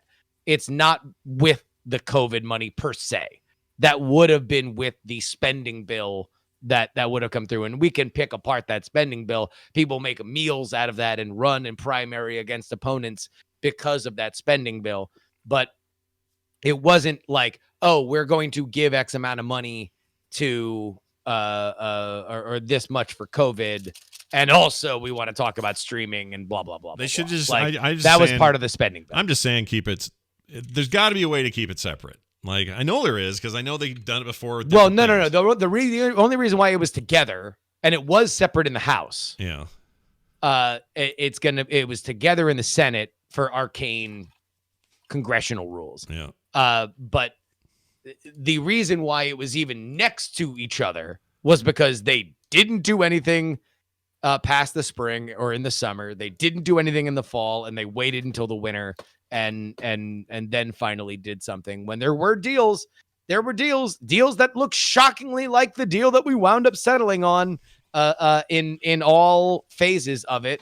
And that's before we even get into the total inaction that happened on police reform, when you actually did have a agreement, and that has totally fallen down the memory hole. Yeah, good point. Oh, I don't like the memory hole. It's a bad hole. It's a very bad hole. It's a bad hole. All right. Now, and by the way, the Biden administration telling Spanish press today that they are not going to alter their immigration policy for everybody that was screaming about kids in cages. Great. So that's wonderful. Just go ahead and keep screaming. Yeah, keep screaming. Okay, so now we pull from fruit number 2. Stimulus bill goes I off. need to do better at my rapid fire. No, I'll you're do totally better at fine. rapid fire. You're totally fine. Rapid fire fruit. Just fine, yeah. Hanging fruit number 2. This current state of the transition. I'm noticing Trump and if Trump's good at one thing, it's that he never backs down from anything. Like never says he fails at anything. He could be faced with 14 what do you call them? Bankruptcies, and he'll still say none of them happened. Like that's just him, and we expect that now. So he's still in that mode of like, greatest corruption in the world, seize the machines, blah blah blah, all that stuff. Yeah, it's clear though on many fronts, including a bunch of his own people now, including Bill Barr and some evangelical leaders like the guitar something hero guy. What's his name, Brian? Pat Benatar. Pat Robertson. Pat Benatar. Pat Robinson. Pat Benatar, yes. Yeah. Pat Robinson even got up and said, "Freaking time love to move is on." a battlefield. Yeah, love is battlefield. But we belong. So he and others are like, "Yeah, time to move on. Get out of there. What are you doing? This is embarrassing." And then you got Mitch McConnell essentially saying, "Yeah, it's time." And now he's turned on Mitch and said these things. Yeah. So even with all those voices happening, it does feel like it's just like more and more of a, all right, well, we're just waiting it out. Do you think there's anything in the next, I don't know, how many days we have left? Almost 20 days or 24 or 5 days, whatever it is. Do you think there's anything in there that will be interesting or of note, or will it just kind of, are we done? We're done, right? It's just going to fade out and be done. I don't know. Is there a part of us that kind of wants them to have to forcibly remove I don't them? anymore. I may be used to, but I don't anymore. I just want them to go away. I've told, like on the PX3 episode, spoiler, Justin asked me, what do I want? I said, I want him to go. So when he goes, then he'll be gone, and I guess that'll be it. And then I think that's what I want too, but there maybe 0.5% of me wants, maybe, just a little let's freak make out, it forceful. a little blowout. Yeah, I'd like an on-screen tantrum. There are people with fears of like he's going to salt the earth, whatever that means in their own head before he goes. But I mean, like how? I don't know. Like what can he even do? I don't know. There was reports of that meeting last week where things apparently got heated. You had Giuliani in there. What's her wackadoo lawyer lady, the Kraken Sidney lady, Powell, who by the way, I really want to watch Tenet and explain the plot. I feel like she would do a really good job. He would do. She would like. She's Mr. Calling in life. You're not wrong. There is a plot from the future, and it is inverting objects. I would pay money. The for that. nexus for which is Tenet. Next slide. Yeah. I would watch that and pay money. But so you had that whole thing, and apparently a bunch of aides going back and forth, and talk of like Trump actually bringing up, or Flynn, I guess, bringing up the use of the military to like seize all the machines. And I mean, but here's what you're doing right now is collecting this like the goulash of things that have been reported. Sure. And that's what I really want to get to. Yeah. This is the media licking the bowl. Oh, they love it. Yeah. This is because there's not a lot more coming. Yeah. Right? Yeah. So this is, whenever you make like brownies or cookies or something, or, you make a salad's really good, you run your finger down the bottom of the bowl and just get that last little morsel, right? Like that's what's happening. Yeah. And so the tenor of coverage that has marked the Trump administration, which is that the Trump administration and campaign are a leaky organization because they were born of mercenaries. Donald Trump did not have a cadre of ride or die people for which he ran for president nor became president. And so he winds up replacing them with people that were less loyal and have been there a shorter amount of time. And now, and that is all just to say that they all talk to the press, because the less you have absolute ride or die loyalty to somebody, the more you're going to advance your own career by talking to reporters and stuff like that. This all comes down to now. You have a president for whom is looking for every possible way that he can turn the tide. They are increasingly shrinking to impossible. And so he, as people tell him, hey, there's no path. they exit out and other people come in, and they all talk to the press, or they go on OAN and they do their own hits, and that's what Flynn did. So it's like, yes, we can gather up all these things and we can see an organization in chaos. But if we want to, if your goal is, I literally just would like to not see him in my life anymore, then I'll give you Paul Anka's guarantee. Just don't look. Just don't look. Do do do do do do do do.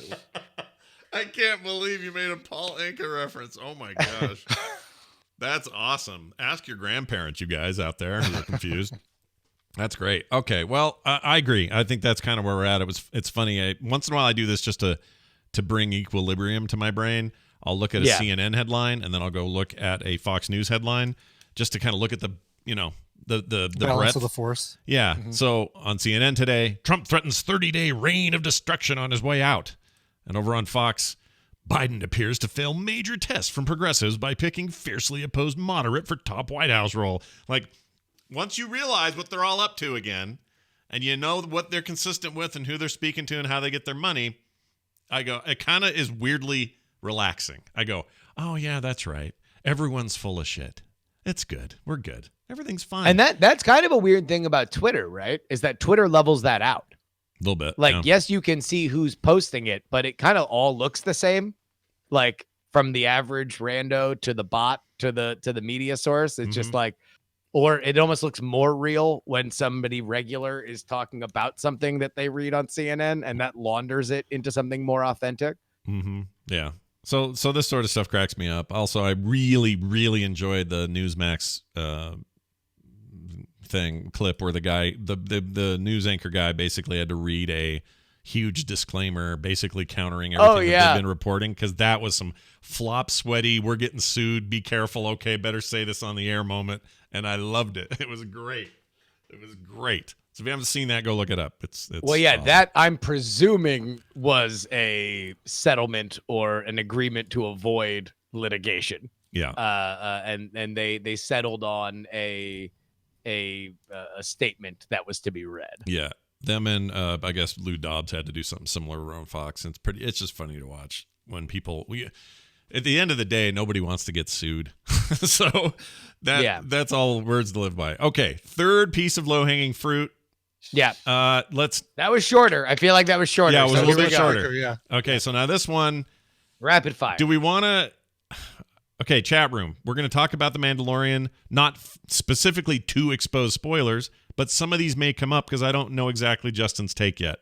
So I'm just warning you now, if you haven't seen it, and why haven't you? But if you haven't, I get it. And if you want to not hear the rest of this, maybe skip ahead to the very end of the show. And you can if you're live streaming, you can mute, and we'll let you know when he's done talking about any potential spoilers. Right. So you can unmute. Brian's going to show his left nipple. That's your sign that we're done. That talking. is the exactly. Yes. All right. I think that might be against TOS. Oh.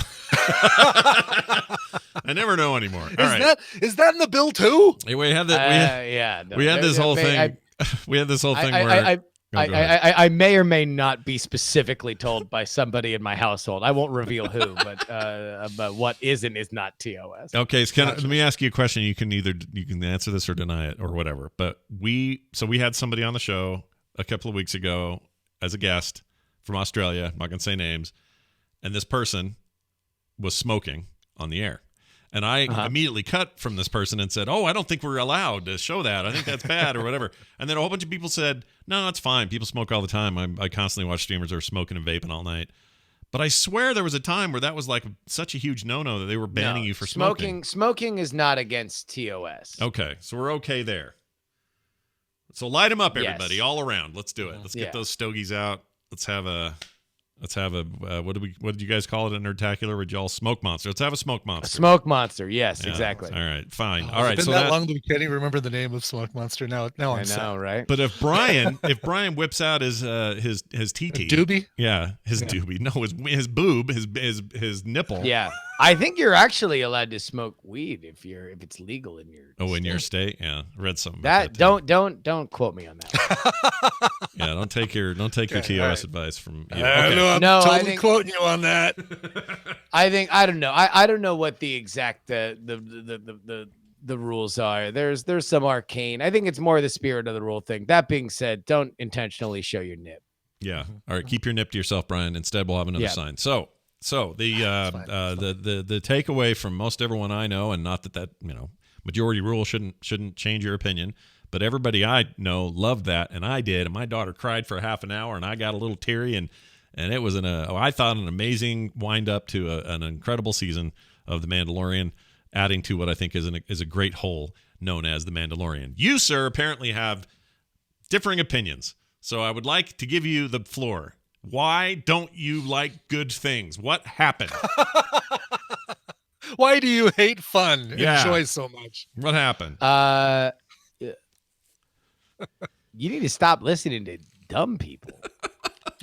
Wait, you're not going to tell me you loved it? I liked it. Shit. Why? Yeah, I don't know where you got that from. I've been trolled or something. You got a bunch of people told me No. it sucked. No. Here's what happened. I think I know what happened. Number one, it was a poorly worded tweet. Okay.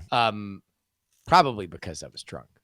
But what I wanted to do was not spoil the ending of The Mandalorian. Okay.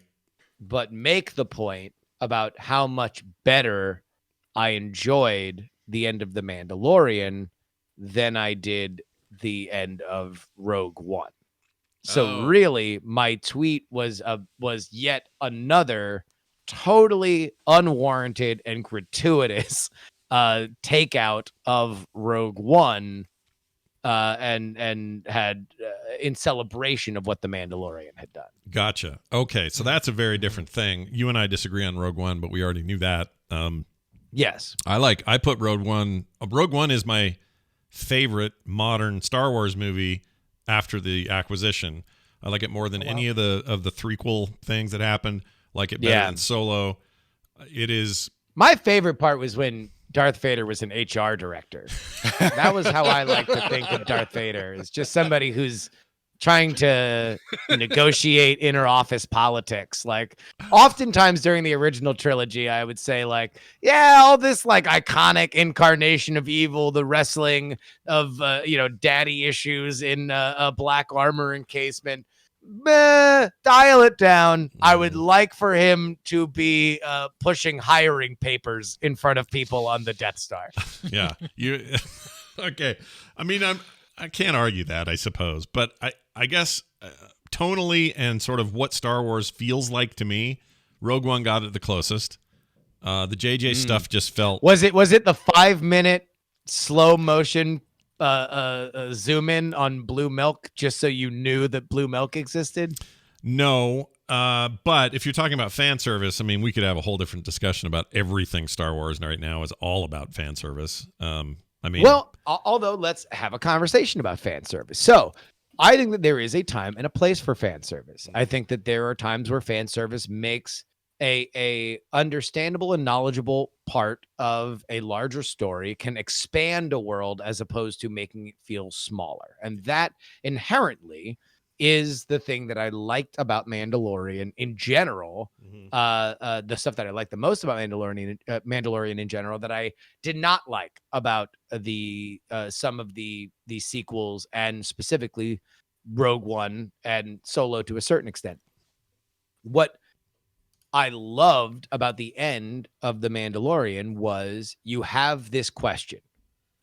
If Baby Yoda is not going to be a part of the show forever, and you have to wrap up this question of, will the super competent hero of our story get him to where he needs to go? Then how do you take this beloved character that has been a part of the show for the first 2 seasons off the board? Yeah. Right? You obviously don't want him kidnapped by the bad guys. So now you have a question. And it is, I think, a bold way to answer it to say, oh, let's have this super established, super powerful, super recognizable character from the original trilogy come back and take him off the board. That feels like it honors how much we love Baby Yoda. Baby Yoda earned that. It wasn't like he showed up 5 seconds into the show and was like, "Hey, I'm Luke Skywalker. Like, I'm off to the Tashi station to get some power converters again." Wink, like right into the camera. He showed up at an appropriate time. Yeah. He honored a character that was new, that felt organic. They spent enough time, having a Baby Yoda sit on the Jedi rock or whatever. They put enough time and effort into it. They put up the idea of the Dark Troopers, so him slaughtering the Dark Troopers in like a Deus Ex Machina fashion was satisfying, as all of our heroes were basically waiting to die. I thought that was good. Now, could the graphics have been a touch better? Yes, Coulda. I do agree. Sure. They could have. Sure. There's a deep fake going around that some rando on the internet did in 72 hours that made it look a lot better. In my eyes, but still, isn't it a little? Don't you think it's a little bit weird given what they have access to and otherwise, which is an amazing tech production for a television show? They didn't talk to somebody about deepfakes, because deepfakes are legitimately freakishly real looking, and like, why couldn't they have done that? I don't know why they didn't do that. I think that we're in a very weird place for VFX right now, because studios only want to work with VFX houses because they know that they can get the job done on time. And yet the technology that by and large the VFX houses have spent a lot of money on are being outpaced by things that are happening on the internet. Right. And so there is a gulf right now between the trusted people that studios want to hire or have relationships with and what is happening on the internet. I suspect we are going to see more of a sea change there, sooner rather than later. That being said, while I wished that specifically on some of the close-ups or the mouth moving moments would have been a little bit better, in general, I thought it was fine. Yeah, I thought it was great. It didn't look like a total cartoon like Grand Moff Tarkin and Leia Carrie did Fisher, in Rogue One to me.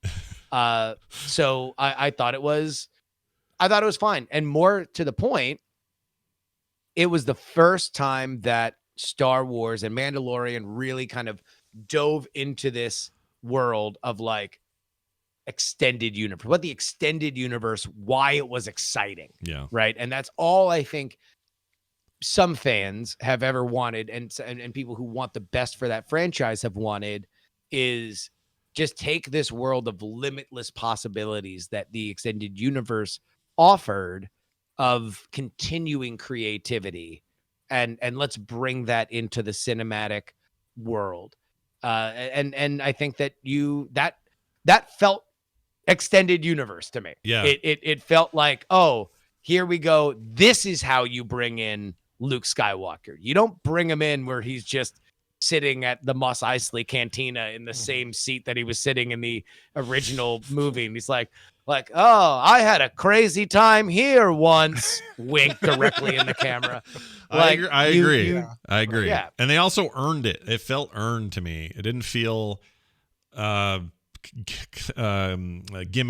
or kitschy or any of that. It just felt like, oh yeah, of course. Like the story led to this moment of, there are not many Jedis left, and we don't know if he's going to get someone out there is going to find him, and we don't know if it's the best place for him to go. And like all these questions of real concern for this little guy, and also a concern for Mando himself and what he's going to do and what this separation means to him, and then have it be that and have it happen the way it happened.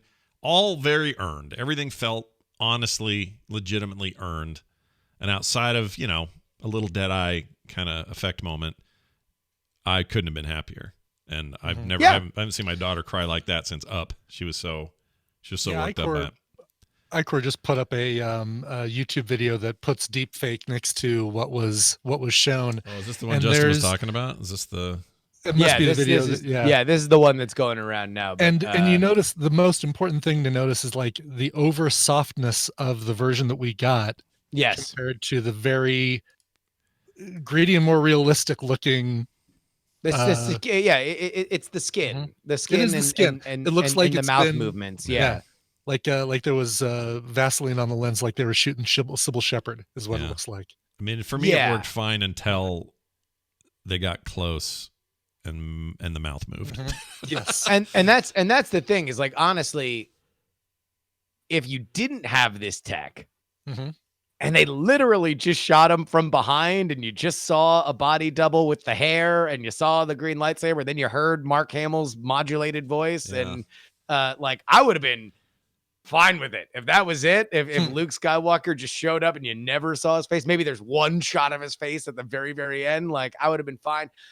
Again, my larger issue, I can get over the fact that the tech wasn't what it needed to be for me, like, personally, because I care more about the story. I care more about the emotion, and that's where it's like, compared to Rogue One, which is what I was really trying to crap on in that tweet.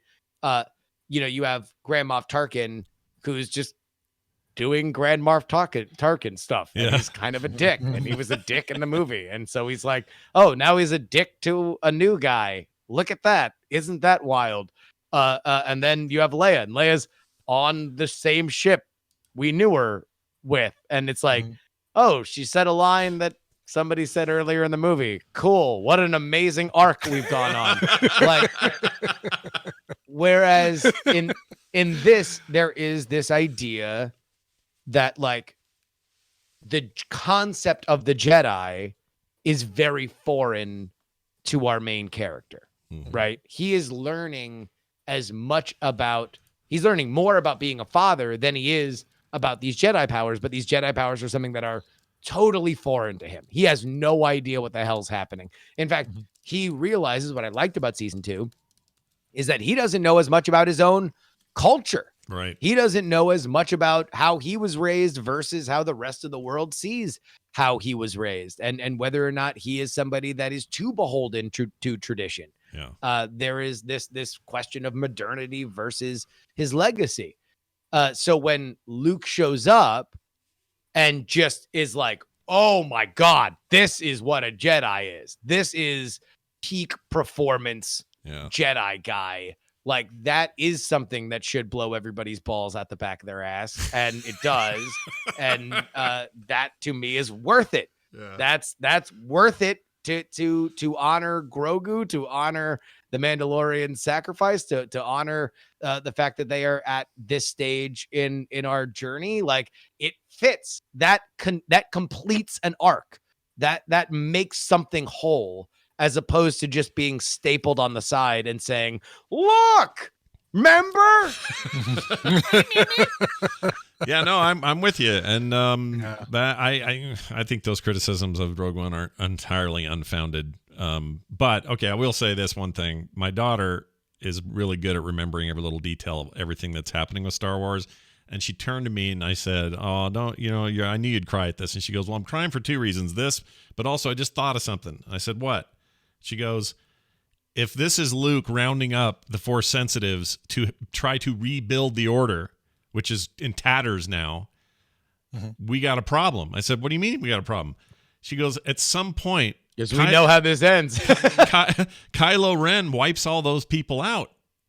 Like he which means, does he wipe out Grogu as well? She's like, I think she killed Grogu, or he kills Grogu. I'm like, well, we don't know that because we don't know. We just don't know. And she was like so upset about it. She was all worked up that Kylo did this, which made her even madder about her contention that Kylo got off too easy and got redemption way too fast.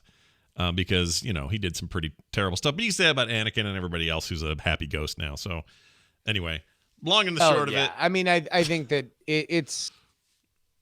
its connection to those movies is something that's interesting. I do think that it does connect probably more to The Last Jedi than anything. And I'm happy with that element because I like The Last Jedi, I think, more than many people who like to write words on the internet. But there's I think the good news is that if there's one thing that Grogu's kind knows well to do is get the hell out of Dodge when it's time to leave. Yeah, he's pretty good at it. He missed one massacre of Jedi children. Maybe he'll miss the other one. So I mean, look, can you imagine? Luke's that's got to come up at some point during his training, right? Like, hey, just so you know, tremendous legacy of your people getting the hell out and staying the hell out for as long as possible. For sure. Like, do you like eating swamp creatures? Mm-hmm. Boy, howdy, are you gonna love it here. Well, all right. We've taken all the fruit from the tree. The tree is free to grow into its next season with new free fruits to pull from.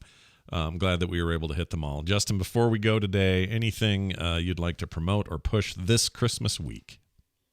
Yes. Politics will feature this week an interview with somebody who is my buddy Kevin Ryan, we're going to debut a new pilot podcast. Whoa. A thing we've been working on for a very long time. It's going to be the next release of the Dog and Pony Show audio production company, which is going to be churning out a lot of cool stuff in 2021. But if you liked Raise the Dead and you like politics, you are going to really like what we are putting out. I'll let that be a surprise for folks who get it in their feeds. But head on over to the podcatcher of your choice and subscribe to politics, because that's where it's going to be. Some of us have early access, and we're all very excited, and that's all I'll say. Anyway, check it out. Coming up soon. Justin R. Young on Twitter. Justin, have a Merry Christmas. See ya. We'll see you See you, next time. Justin. The jury will now have a Merry Christmas. Ah, shit. Brian, you reminded The jury will now retire. Gosh dang it. I always forget. Okay, we have one more thing we have to do. Do we? Okay. It's We a do? it's a What? bonus mashup. You might think Jamie's all worn out after doing the one for me and then the one for you. It's like 8 minutes of content. That would wear me out. I would say I could just rest on my laurels for the rest of the year and say, I'm done. I don't need to do anything else. Right. I would be sitting on a laurel all day, but no, he did one more. It's called what's this called? It's called Poorly Remember Stuff.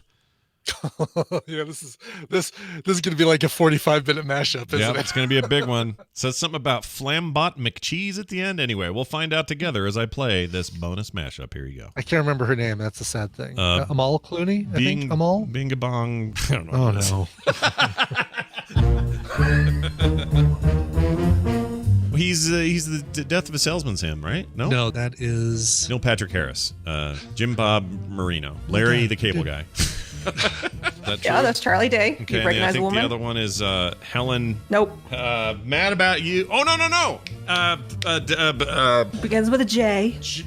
Jimmy Von Juby Jew. I don't know. Yeah, Like they did in that 45 movie where the soccer people all crashed on the mountain and ate each other. Do you remember that? Bend It Like Beckham.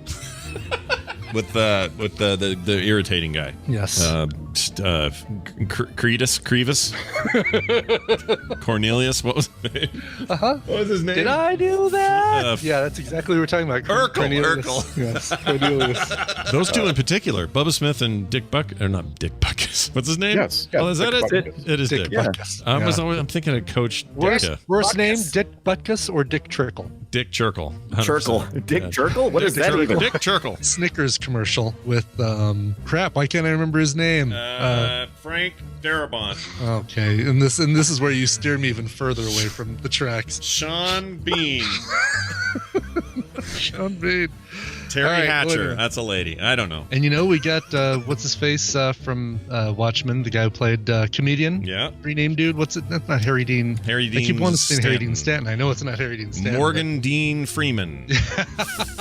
Flambot Mac Cheese. If I had any ability to remember it, it is gone now. Thank you. Morgan Dean Stanley.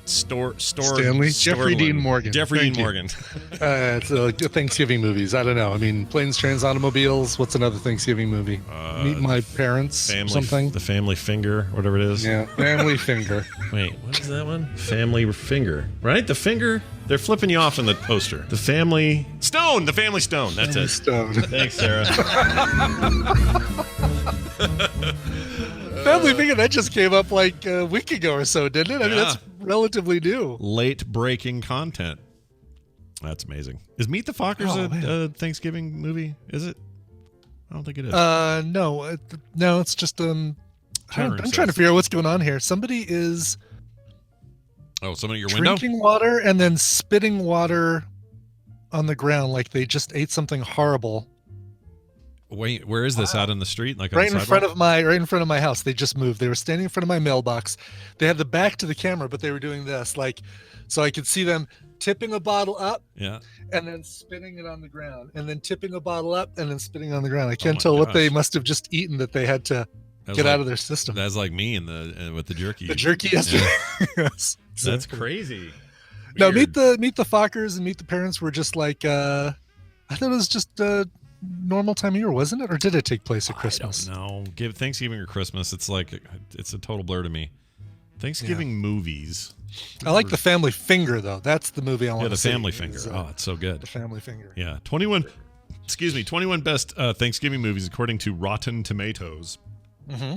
says that their internet site is down. All right, we're not looking at it. Oh, that's good. Yeah. Hi, our internet site is down. Oh, here it is. Okay. Jim Henson's Turkey Hollow from 2015. Never saw it. Okay. The War at Home. Way better than Jim Henson's Hollow Turkey. Yeah, that's true. The War at Home with Kathy Bates and Martin Sheen from 1996. Don't know what that is. The Myth of Fingerprints.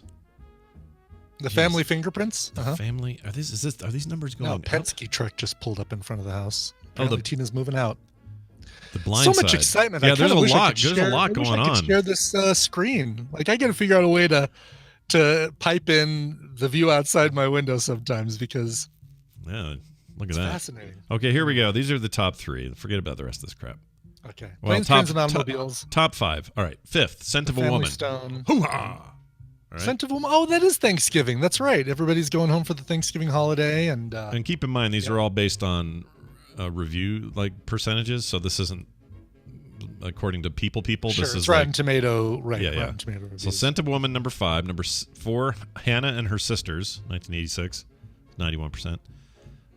Planes, Trains, and Automobiles, 91. Mm-hmm. I mean, that's our pick, but that's their third.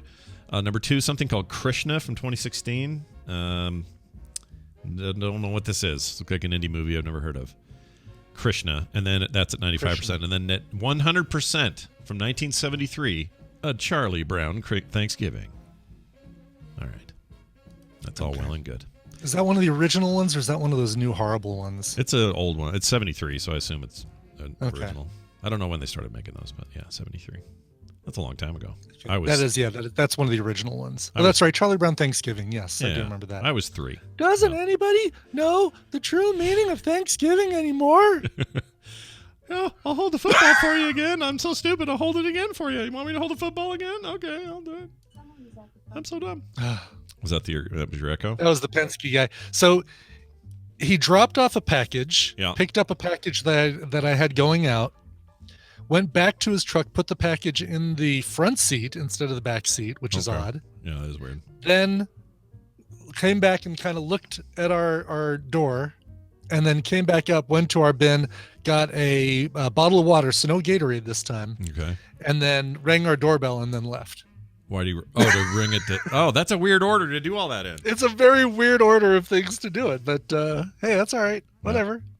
He dropped off a package. That's nice. Whatever it is. Luke's Trading Places happens during Christmas, so that's why it's not a Thanksgiving movie. Right. We even talked about that on Film Sack or something. We talked about it recently, I thought. I think it was Film Sack on Saturday, maybe.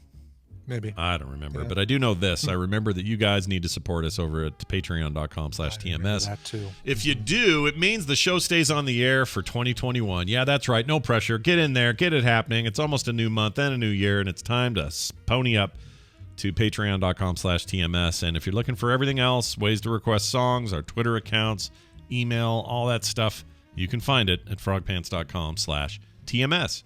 And now we exit. But before, a song. Brian? Yes. How about this one going out to our favorite B4 Tank Girl? I'll miss her so much in the chat room, but her work right now precludes her from being able to listen live. And so every year we just have to settle for hearing from her via requests. But Trisha, hope you're doing well and hope you have a very Merry Christmas and a Happy New Year.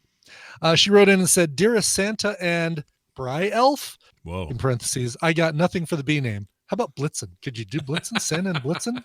Yeah. Yeah, Could Blitzen. have. How about that one? Yeah. What about Blitzen? Blitzen? Not Blitzen? Blitzen? Just like Blitzen. Papa? As the sun sets on this dumpster fire we call 2020, I request a song about someone who hates everything as much as we hated this year. You're a Mean One, Mr. Grinch, covered by Asylum Street Spankers. Many thanks to you guys and all the TMS regulars for providing comic relief in these troubled times.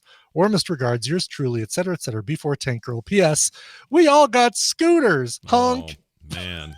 Let's see. This is an oldie. Take your pick. Which one? Hold on. Let's see. And she wants Horn Guy. No, that's not the one. We got No, that's a kid. We got school. No, it's another kid. Also kid. Environmentally. No, another kid. Okay, one more. Environmentally conscious, and then you say lose your license because of the DWI. Oh, this is the full one. I got to go in. Here's the thing. I'm missing the shortened ones I did forever ago. I got to go take this master again and break it up. So before Apparently Tank so, Girl, yeah. you've prompted me to get a thing done. Well done. Oh, nicely done. Good. All right. Yeah. Well, in to celebrate her new to-do list creation for you, Scott, let's hear her request. This is a cover of You're a Mean One, Mr. Grinch, originally by Thurl Ravenscroft, the voice of Tony the Tiger. Covered here by Asylum Street Spankers, a New Orleans band. It's great. Good stuff from these guys. Here is You're a Mean One, Mr. Grinch. Oh, he's a leopard. Just kidding. All right, here we go. We're going to play it. We'll see you guys tomorrow for our last of the Christmas week episodes of TMS. So come and join us tomorrow for some festive fun, recommendals, tech time, and more. Battle Royale. Bye now.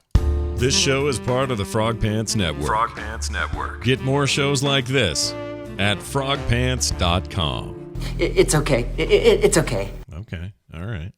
I take it from that person that it's okay.